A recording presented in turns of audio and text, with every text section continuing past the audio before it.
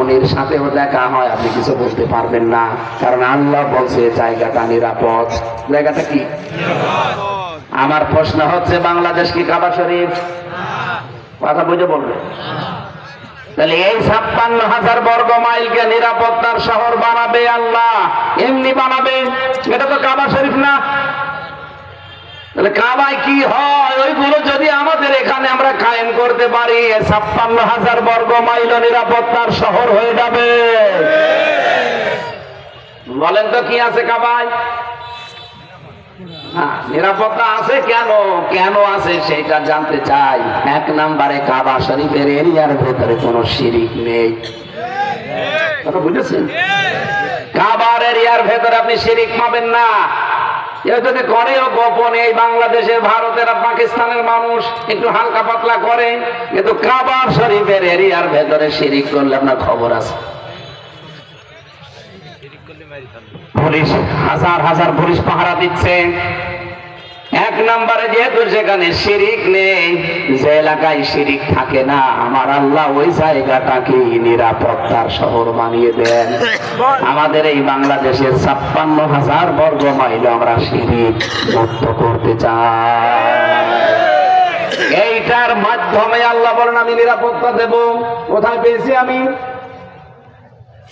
এটা আছে সূরা আনআম 7 নম্বর পারা 17 নম্বর পৃষ্ঠার 1ম নম্বর লাইনের 82 নম্বর আয়াতের প্রথম অংশে আছে, আল্লাযীনা আমানু ওয়া লাম ইয়ালবিসু ঈমানাহুম বিযুলমিন উলাইকা লাহুমুল আমন ওয়া হুম মুহতাদুন।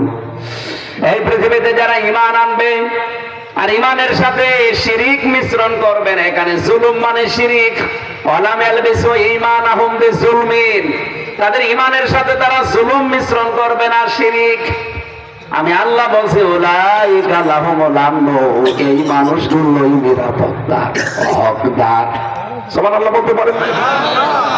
তাহলে আল্লাহ নিরাপত্তা দেওয়ার জন্য তার ক্রাইটেরিয়া কি, তার সুন্নাত কি, তার নিয়ম কি? যেখানে আল্লাহ দেখে যে শিরিক হচ্ছে না, ওই জায়গাটাতে আল্লাহ নিরাপত্তা দেয় নিজের পক্ষ থেকে। আমাদের দেশে যেহেতু শিরিক আছে, এটা যতদিন বন্ধ করা না যাবে ততদিন পর্যন্ত এই দেশে আল্লাহর পক্ষ থেকে নিরাপত্তা পাওয়া যাবে না। উলাইকা লাহুমুল আমন, এই মানুষগুলোই নিরাপত্তার হকদার। আমাদেরকে নিরাপত্তা পেতে হলে শুধু র্যাব, পুলিশ, সীতা, কোবরা দিয়ে হবে না, নিরাপত্তার অধিকার। এইটার জন্য যদি এখন চেষ্টা করতে বলি, যারা এই নিরাপত্তা বিঘ্নিত করছে, আমি ওই জামানার একটা ইতিহাস পড়েছিলাম, এদিকে তাকান, আমি ইতিহাসটা লিখেছি। বিশ্বনবী শান্তির জন্য হিলফুল ফসল তৈরি করেছিলেন, শান্তির সংঘ। 17 বছর বয়সে এটা চালিয়েছিলেন, 23 বছর একাধারে 40 বছর পর্যন্ত তিনি চালিয়েছেন। 17 থেকে 40 কত হয়? 100। মনে হয় আসমানে আছে। 17 থেকে 23 কত হয়? 40। 17 থেকে 40 পর্যন্ত 23 বছর হয়। একাধারে তিনি শান্তি কায়েম করার জন্য চেষ্টা চালালেন। একটা দল দিয়ে নাম দিলেন হিলফুল ফদুল, শান্তির সংঘ। কিন্তু কাঙ্ক্ষিত মানের শান্তি তিনি কায়েম করতে পারেছেন? আরো জোরে বলেন।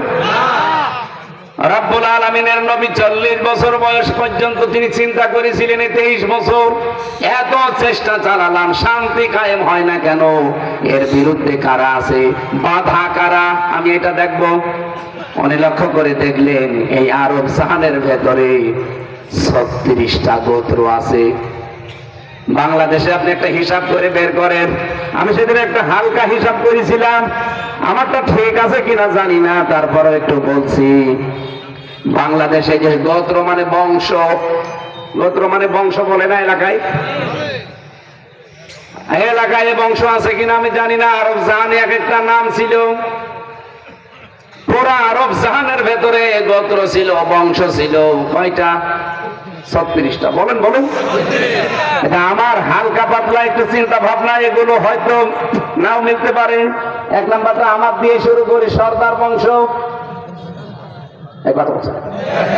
এরপরে দেওয়ান, এরপরে সৈয়দ, এরপরে ফকির, এরপরে সওদাগর, চিশতি, খান, হাওলাদার, মুন্সি, বক্স, শিকদার, চাকলাদার, পাটোয়ারি, মল্লিক, মাতব্বর, চৌকিদার, মৌলভী, হাজারি, বিশ্বাস, মন্ডল, মির্জা, খন্দকার, এরপরে গজি, জোয়ারদার, মীর, কাজী, মিয়া, দফাদার, তরফদার, পরামানিক, পাঠান, ভুইয়া, মোল্লা, মালিথা, মেধা, এরপরে গাজী, সরকার, ফরাজি, চৌধুরী, শেখ, মজুমদার, তালুকদার। আর আছে না? মুন্সি তো বললাম 2 নম্বরে। বাহাদুর আছে, আরো কিছু আছে, আমি সবগুলো মিলাতে পারিনি। আর ওই জামানায় যেটা তাফসিরে পেয়েছি 36টা, এবার ওইটা বলছি। কোনটা বাদ গিয়েছে? আমি আগে পড়াটা মিলিয়ে দেখেন বাংলাদেশের সাথে মেলে কিনা। ওই জামানার যে 36টা গোত্র ইবনে কাসিরের ভেতরে আছে, এই 36টা গোত্রের 36 জন লিডার ছিল, নেতা। নেতা বলে তো সর্দার, নেতা যাই বলেন, লিডার। আর ওই জামানায় আমি হাদিসের ভেতরে পেয়েছি 3টা প্রতিষ্ঠিত জাতি ছিল আর একটা জাতি ছিল অপ্রতিষ্ঠিত, নিভনিভ অবস্থায়। সেটার নাম হচ্ছে হানিফ গোত্র, যেখানে হযরতে খাদিজাতুল কুবরা, ওয়ারাকা ইবনে নওফেল, হযরতে আলী, এই মানুষগুলো ওই ধর্ম অনুসরণ করে চলত। ওরা শিরিক করতো না। বাকি 3টা প্রতিষ্ঠিত গোত্র ছিল, একটা ছিল ইহুদি, আর একটা খ্রিস্টান, আর একটা হচ্ছে মুশরিক। এদের আবার জাতীয় নেতা ছিল 3 জন, জাতীয় নেত্রী ছিল 3 জন। একজন ছিল ইহুদিদের জাতীয় নেতা মারহাব, খ্রিস্টানদের জাতীয় নেতা ছিল মুখাইরে, আর মুশরিকদের জাতীয় নেতা ছিল আবু জেহেল। নাম শুনেছেন? 3 জন ছিল জাতীয় নেত্রী, একজন ছিল আবু জেহেলের বউ নাকেরা, 2 নম্বরে আবু লাহাবের স্ত্রী উম্মে জামিল, 3 নম্বরে আবু সুফিয়ানের স্ত্রী হিন্দা। তাহলে 3 আর 3 6, আর ওদিকে হচ্ছে 36। কত হয়? এই কথা বলা লাগবে। পুরা আরব জানে এই 42 জন নেতা ছিল, এরাই দেশ চালাতো। নবীজি এই যে 17 থেকে 40, এই 23 বছর চিন্তা করলেন যে শান্তি আসে না কেন। উনি লক্ষ্য করে দেখলেন এই 36 আর 6, এই 42 জনের কারণে আরব জানে শান্তি নেই, এরাই দেশকে অশান্ত করে রেখেছে। আমি আমার এই ছোট্ট মেধা দিয়ে দেখলাম এই বাংলাদেশ 56 বছরে 54 বছরে শান্তি আসে না, এরকম 42 জনের কারণে। 64টা জেলা আছে, তার ভেতরে দেখবেন 42টা জাতীয় নেতা আছে। আমাদের কুষ্টিয়ায় ছিল 2 জন, ইনু আর হানিফ। চুয়াডাঙ্গাতে জাতীয় নেতা নেই, না নেই, যারা তারা জাতীয় নেতা বানিয়ে দিতে হবে না। মেহেরপুরেও নেই, ঝিনাইদহে নেই, মাগুরাতে নেই, জাতীয় নেতা মাগুরায় আছে। নিতাইয়ের বাড়ি কোথায়? মাগুরা। নিতাই রায় চৌধুরী এটা জাতীয় নেতা, যদিও হিন্দু, অসুবিধা নেই। সব মিলে আমি যা দেখলাম বাংলাদেশে 36টা আর 6টা জাতীয় নেতা, 3 জন, একজন হচ্ছে শেখ মুজিব, আরেকজন জিয়াউর রহমান, আরেকজন এরশাদ। জাতীয় নেত্রী হাসিনা, খালেদা, রওশন। 3 3 6, আর ওদিকে 36, আপনি দেখবেন 42। এই 42 জনে 54 বছরে এই দেশের শান্তি স্থাপন করতে দেয়নি। খাপের খাপ মুমতাজের বাপ মিলে যাচ্ছে, একটা এদিক ওদিক হবে না। আমি এগুলো পুরা নামগুলো লিখেছিলাম, বলতে পারলে এখনো সময় যেত। আমি তাফসিরে যাচ্ছি, এজন্য নাম না বললেও আপনারা বুঝে ফেলেছেন। নবীজি চিন্তা করলেন এই 42 জনকে আগে টাইট করা লাগবে, এরা আমার দেশে সমাজে শান্তি আসতে দেয় না। বিশ্বনবী যখন দেখলেন আবু সেহেলের মাথায়, আবু লাহাবের মাথায়, আবু সুফিয়ানের মাথায় খাবারের ঝুড়ি, ক্ষমতার ঝুড়ি, এই কারণে মানুষ না খেয়ে মরে, অবিচার করে, এই ঝুড়িগুলো উনি আবু বকরের মাথায়, হযরতে ওমরের মাথায়, হযরতে আলীর মাথায়, ওসমান রাদিয়াল্লাহু তাআলা আনহুম আজমাইন, এদের মাথায় যখন তুলে দিলেন মদিনায় গিয়ে, তখন মানুষ খাবার পায়নি তা না, 7 দিন মানুষ যাকাতের টাকা নিয়ে ঘুরেছে, দেওয়ার লোক পায়নি। আমরাও এবারে 54 বছর পরে বুঝে ফেলেছি, বাংলাদেশে এই ক্ষমতার ছড়ি, খাবারের ছড়িগুলো, হযরত ইউসুফ যেমন খাবারের ছড়ি বলেছিলেন, আমারে দেন, আমি সংরক্ষণ করতে পারবো এবং আমি এ বিষয়ে অভিজ্ঞ। আমরাও চাচ্ছি এইরকম 42 জন মানুষের মাথার উপরে এবার এই দেশটা আমরা তুলে দিতে চাই, যাদের চরিত্র আবু বকরের মতো, যাদের চরিত্র হযরত ওমরের মতো। এই কথা বলা লাগবে। হযরত ওমর ইন্তেকালের আগে পরিবারের জন্য কিচ্ছু রেখে যাননি। আমি যোগ্য উত্তরসূরি পেয়েছি হযরত ওমরের। কালকে যেখানে ছিলাম, পাবনা 5 বারের এমপি মাওলানা আব্দুস সুবহান রহমতুল্লাহ আলাইহি, উনি মরণের আগে 1টা টাকাও রেখে যাননি, যা ছিল সব আল্লাহর ঘর মসজিদে দিয়ে গেছে। তাহলে হযরত ওমরের উত্তরসূরি পাওয়া গেছে, হযরতে আবু বকরের উত্তরসূরি পেয়েছি শহীদ মাওলানা মতিউর রহমান নিজামী রহমতুল্লাহ আলাইহি। আপনি কি খালি আন্দাজে আকীদা ঠিক নেই, আকীদা ঠিক নেই বললে হবে? কারারক্ষী আমারে বলছিল, মাওলানা আমি আপনার যেমন পাহারা দেই, মাওলানা মতিউর রহমান নিজামীকেও পাহারা দিতাম। ওনার কালকে ফাঁসি হবে, আজকে জেলের ভেতরে ওনারে বললাম, এক কাজ করি, আপনার পছন্দের খাবার আছে, আপনার অনেক হিতাকাঙ্ক্ষী আছে, তারা আজকের দিনটা যেহেতু শেষ, কালকে রাতে আপনার ফাঁসি। ওখানে যারা দায়িত্বে ছিল, আমার মোবারক ভাই আমাদের অঞ্চলের, উনিও ছিল দায়িত্বে জেলখানায়। উনি বলছে যে আমি কারারক্ষীকে বললাম আপনি ওনার পছন্দের খাবারটা একটু ঢোকান। কারারক্ষী বলছে না ভাই আমি পারবো না, কারণ এই জেলখানায় এত কড়াকড়ি, এখানে শুধু পাঙ্গাস আর তেলাপিয়া, এই 2 মাছ ছাড়া কোনো মাছ ঢুকতে দেয় না। ওনার তো পছন্দ বোয়াল মাছ, আমি পাবো কোথায়? আমার চাকরি চলে যাবে। আর এখানে জেলার আছে দেবদুলাল, সোফার আছে সুব্রত বালা, 2টা তো আল্লাহ বলি, কত আলেমের নাম আমি শুনতে পারি না, সুতরাং ওনাদের কাছে বলে লাভ হবে না। আপনি এক কাজ করেন, এখানে সুবেদার আছে, ওর নাম আছে আব্দুল হামিদ গাজী, ও পারবে, এদিক ওদিক করে। ওনারে ডাক দিয়ে বলছে আমরা ওনার পছন্দের খাবার ঢোকাতে চাই, আপনি কি পারবেন? পারবো, 10 প্যাকেট সিগারেট লাগবে, কারণ জেলের ভেতরে টাকা চলে না, কি চলে? সিগারেট চলে। আপনাদের চুয়াডাঙ্গায় সব জেলে। আচ্ছা ঠিক আছে, আপনারা 10 প্যাকেট সিগারেটই দেবো, আপনি ঢুকিয়ে দেন। ওনার আবার কায়দা আছে। ঢুকিয়েছে, ভেতরে নেওয়ার পরে যখন বলছে স্যার আপনার খাবার, উনি খুলে দেখে বোয়াল মাছ। জিজ্ঞাসা করেছে সুবেদার সাহেব এটা কি বৈধ না অবৈধ? উনি বলছে না অবৈধ, কারণ জেল কোড অনুযায়ী এখানে 2টা খাবার ঢুকতে দেয়, তেলাপিয়া আর পাঙ্গাস, বাকি কোনো মাছ এখানে ঢুকতে দেয় না। আমি ঢুকিয়েছি কায়দা করে, আপনি খান। মাওলানা নিজামী রহমতুল্লাহ আলাইহি ওই দিন ওনাকে বলেছিল, সুবেদার সাহেব কালকে আমি আল্লাহর কাছে দাঁড়াবো, কাল রাত 10টা একে আমার ফাঁসি, কাল রাত 10টার পরে আমার আল্লাহর কাছে আমি দাঁড়াবো, এই হারাম খাবার খেয়ে কোন মুখে ওনার সামনে দাঁড়াবো? আপনি আল্লাহর ওলি খুঁজতে চলে যাচ্ছেন সেই সিলেটে, সেই চট্টগ্রামে। আরে ভাই আল্লাহর ওলি এইটা, যে লোকটা একদিন পরে মরে যাবে, এর আগেও হারাম খাবার খেতে রাজি না। খালি আকীদার প্রশ্ন তুললে হবে? জীবনে কোনোদিন ফাঁসির দড়ি দেখেছেন? আমি দেখেছি, আমার সামনে দিয়ে নিয়ে যেত ফাঁসির দড়ি গলায় দেওয়ার জন্য। 3 বছরে বহু মানুষকে আমি ফাঁসি দিতে দেখেছি আমার চোখের সামনে। একটা মানুষ জানছে যে আর 10 মিনিট পরে সে মরে যাবে। মাওলানা নিজামী রহমতুল্লাহ এই পর্যায়ের মানুষ ছিলেন।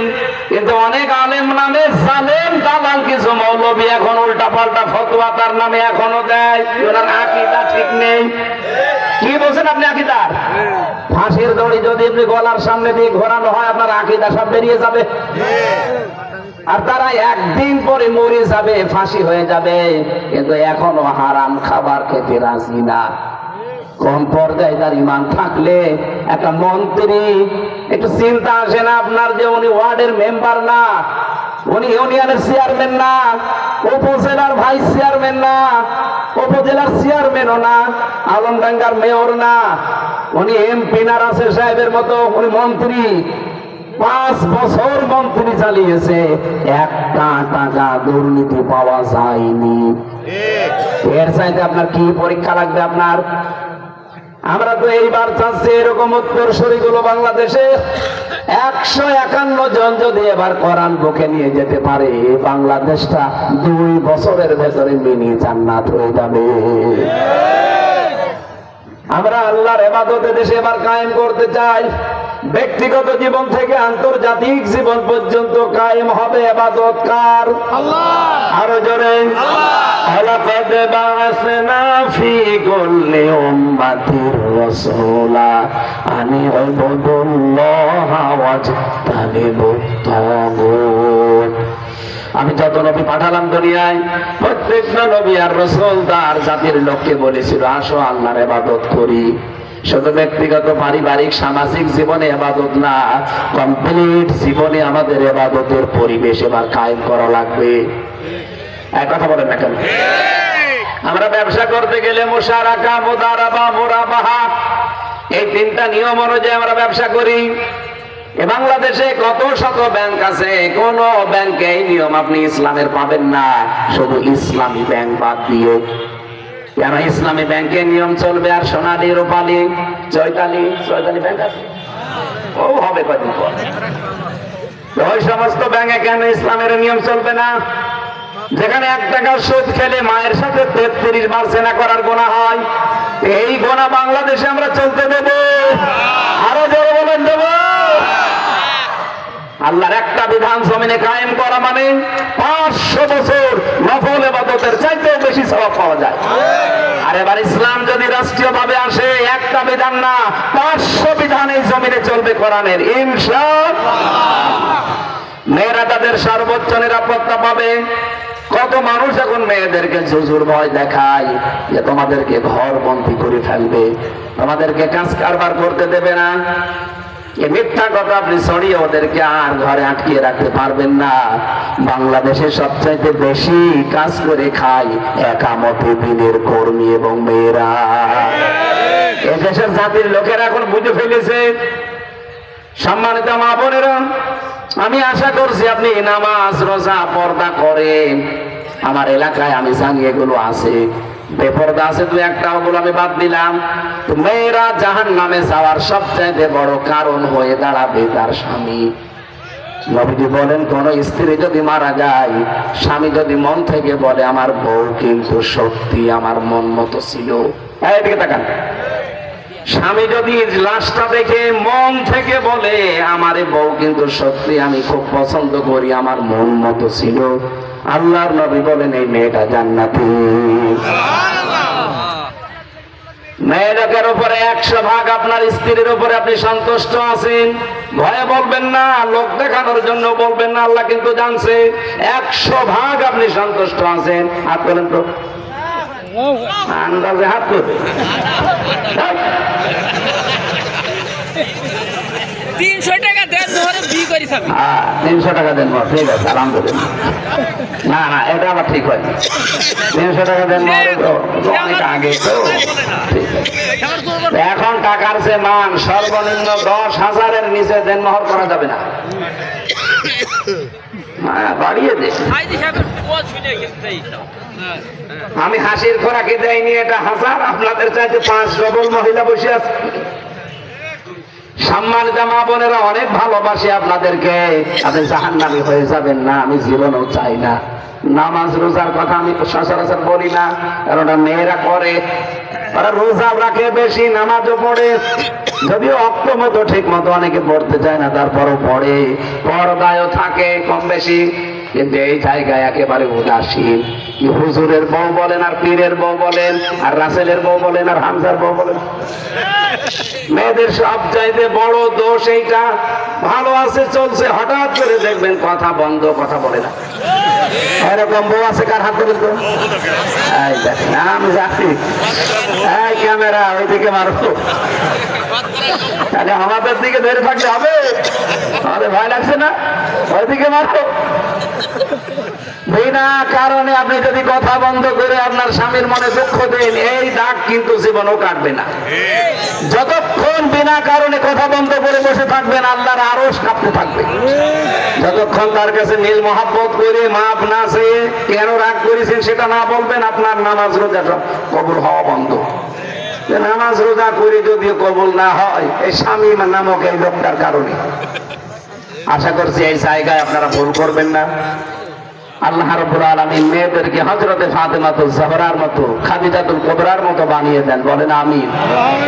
অনেক পরিবারে আমরা দেখতে পাচ্ছি শাশুড়ি, শুধু শাশুড়ি আর বউ, এই দুইজনের গন্ডগোলের কারণে স্বামী মানসিক রোগী হয়ে যাচ্ছে।